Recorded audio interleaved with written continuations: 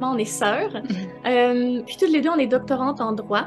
On est aussi expertes et consultantes en matière d'éradication de toutes les formes de violence basées sur le genre. Et nous sommes également cofondatrices de la plateforme éducative féministe de CIS sur TikTok et Instagram. On a plusieurs anecdotes qui nous rendent très fiers, mais une très concrète qu'on peut dire qui s'est passée récemment, c'est que lors de la pandémie, dans le fond, nous, dans nos recherches, comme je disais, on démocratise tout ce qu'on apprend, puis on le rend accessible sur les réseaux sociaux. Puis, on a créé plusieurs vidéos qui utilisaient ce signe de la main qui a été vu par des milliards de personnes à travers le monde. Et ce signe-là a été utilisé par 2 femmes aux États-Unis qui ont pu faire ce signe-là. Quelqu'un l'a reconnu et donc ont été sauvés d'une situation d'enlèvement et de violence. Donc pour nous, ça c'est vraiment quelque chose dont on est très, très, très fiers.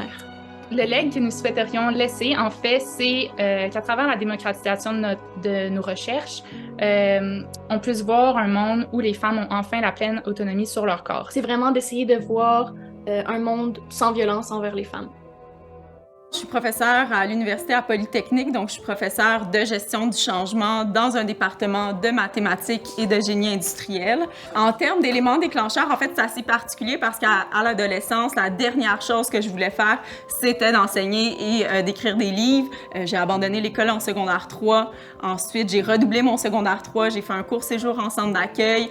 Finalement, j'ai terminé mon secondaire après m'être promenée dans 4 différentes écoles. Fait qu'on misait pas forcément sur moi pour faire des hautes études, pour faire une maîtrise, un doctorat. Le conseil que j'aurais à donner, je dirais que c'est vraiment la persévérance, la résilience. C'est peu importe les obstacles vécus, de foncer en tant que femme, d'investir des sphères qui sont pas forcément les nôtres, de toujours penser aussi que c'est possible, parce que je pense que j'en suis un bon exemple, là, d'avoir abandonné l'école puis d'être devenue professeure.